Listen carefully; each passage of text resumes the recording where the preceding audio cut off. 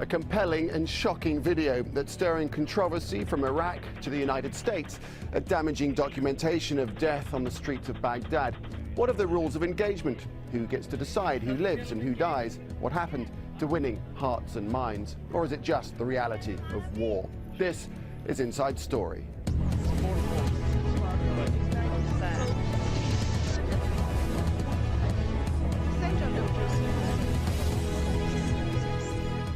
Hello there, I'm Nick Clark. Welcome to the show. The White House on Tuesday described leaked and graphic video of a US helicopter strike in Baghdad which killed 2 Reuters employees as tragic. But spokesman Robert Gibbs insisted that US forces in war zones take great pains to avoid civilian casualties. Mohammed Shakir has more on the story. Light them all up. Come on, fire! The truth of what happened that day in July 2007 may have never come to light had it not been for WikiLeaks. On several occasions, the Apache gunners appeared to fire rounds into people after they had died or suffering from debilitating wounds. That seems a serious breach of the rules of engagement and the law of armed combat. The WikiLeaks website said it received these footage taken from a US helicopter camera from a military whistleblower. It shows what happened to 2 Reuters journalists as they tried to cover the fighting on the Baghdad streets. WikiLeaks has identified the journalists and provided the subtitles. The military says the provocation came when they saw this. It was in fact a camera, and the military investigation that followed said that this was the picture he was taking. According to the investigation, the furtive nature of the cameraman's movement gave every appearance of preparing to fire an RPG on US soldiers. In this vehicle was a father and his 2 children, who stopped to help a wounded man on the street. We were coming back and we saw an injured man. My father said, let's take him to the hospital. Then I heard only the bullets. Why did they shoot us? Didn't they say we were only children?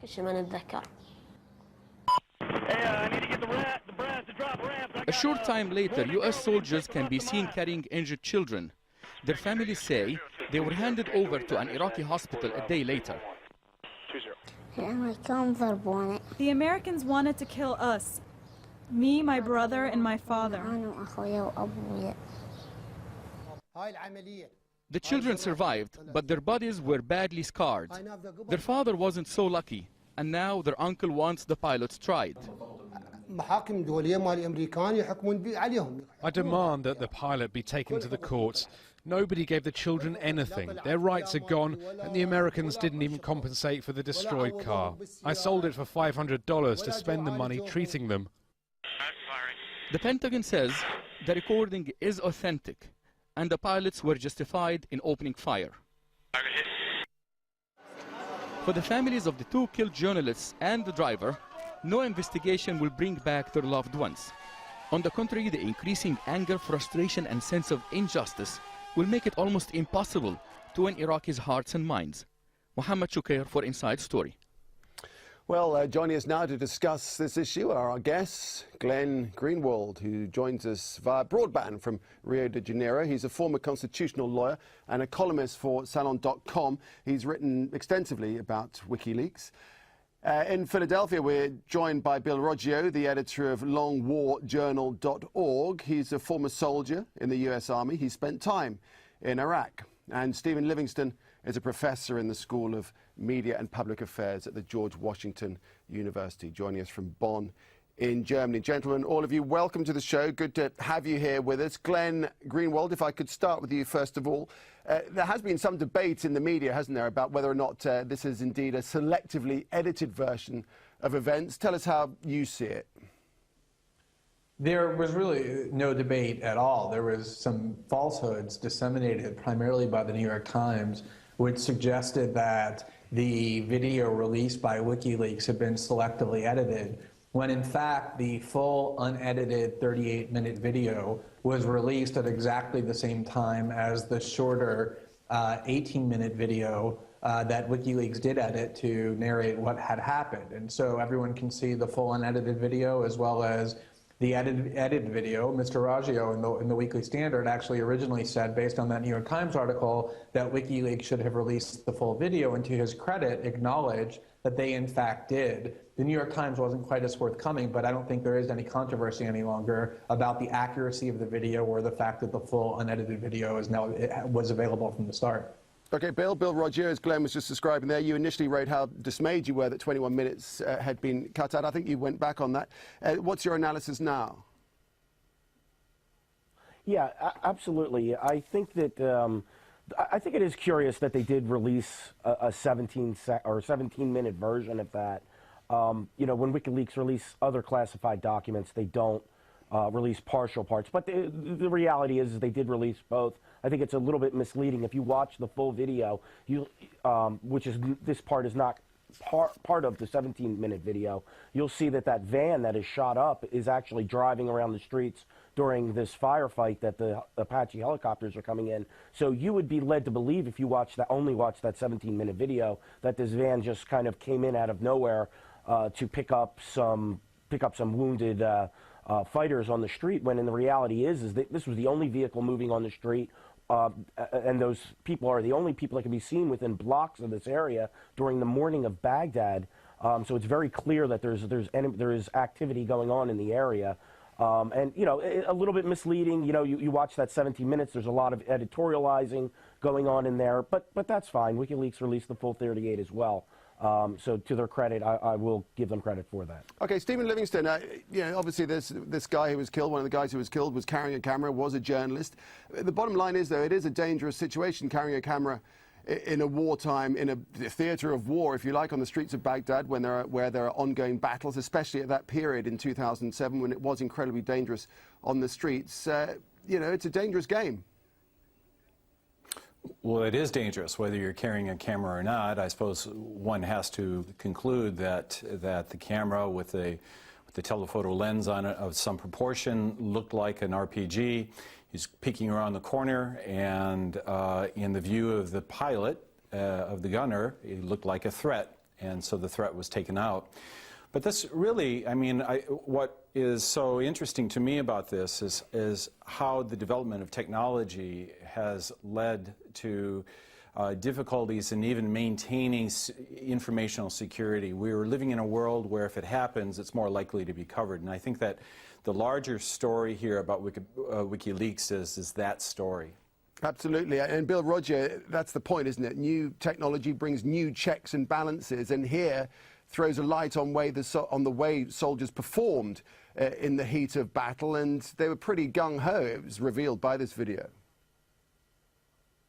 Yeah, absolutely. WikiLeaks, it's very interesting how this video comes to light. There's a lot of controversy out there on WikiLeaks. Are they leaking too much classified information? You know, I stand in the middle of this as a reporter, and I've embedded with U.S. forces in Iraq and Afghanistan.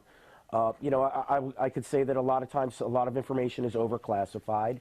I do know that some of the information that shows up on WikiLeaks can harm operational security. When the enemy has a copy of what the rules of engagement are, for instance, the enemy could use that to their advantage. So there's, you know, but then again, you know, it's interesting to actually know what are the rules of engagement. And we know what the rules of engagement with this helicopter, this Apache strike, were, because WikiLeaks also leaked the rules of engagement. And when you read the rules of engagement, when you watch the video, and there also was an investigation by the military into this, you can see that this really wasn't a war crime or a violation of the laws of war. So, you know, WikiLeaks is really showing us that war is a nasty business. Isn't the issue on this particular case what the pilots were saying to each other and how lightly they seem to take the whole business of killing people? Exactly. I mean, that is an issue if that's something that concerns you. But war is as said, this is a reality of war, and war is an ugly business.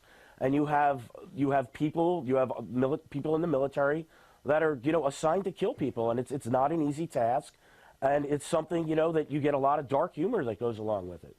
Glenn Greenwald, wartime, a very difficult period to play by any rules, especially when the enemy knows what your rules are and isn't playing by them. Well, I think, the real point here is, actually, I agree with what Bill Roggio just said, which is that war is an extremely ugly business. And I think that's the real value of what we see on this videotape. I mean, the first incident where they mistook a camera for an RPG, one can suggest that there's ambiguity there, that one can understand that in those conditions soldiers could do that. I think any morally decent person would be repulsed by the second incident where where they shot at what was clearly an unarmed person rescuing an unarmed wounded man. Okay, we seem to near death, but no, do carry on. We lost your audio for a second there, but you're back in contact. Right, and so I think what the real value of this is that this is what happens in war, in all wars, all the time. This is what war is. And I think there's a real value in having Americans who typically don't see what our government is doing thousands of miles away in these countries, who are subjected to propaganda only about how we're spreading democracy and liberating people. I think there's a real value in seeing the inhumanity and brutality of what that really means and being forced to confront it in a way that Americans typically don't. And I think that's the real value of what WikiLeaks does, is it sheds light on things that our media and that our Congress, which is charged with oversight, fails to shed light upon and triggers real important debates and discussions about what we're really doing in the world. Okay, well, gentlemen, this is just the latest in a long string of sensitive information that WikiLeaks has made public. Let's just take a quick look at some of their activity in recent times. In November 2007, WikiLeaks released a U.S. Army protocol at Guantanamo Bay detention camp, which included classified information on detainees. The following year, contents of Sarah Palin's personal email account were published on the website. In November 2008, names and addresses of members of the far-right British National Party were released to the public. And early in 2009, WikiLeaks released over 600 international United Nations reports. 60 of those were confidential. In November 2009, they made public pager messages sent on 9/11, which included messages between the Pentagon and New York's police department. Stephen Livingston, accountability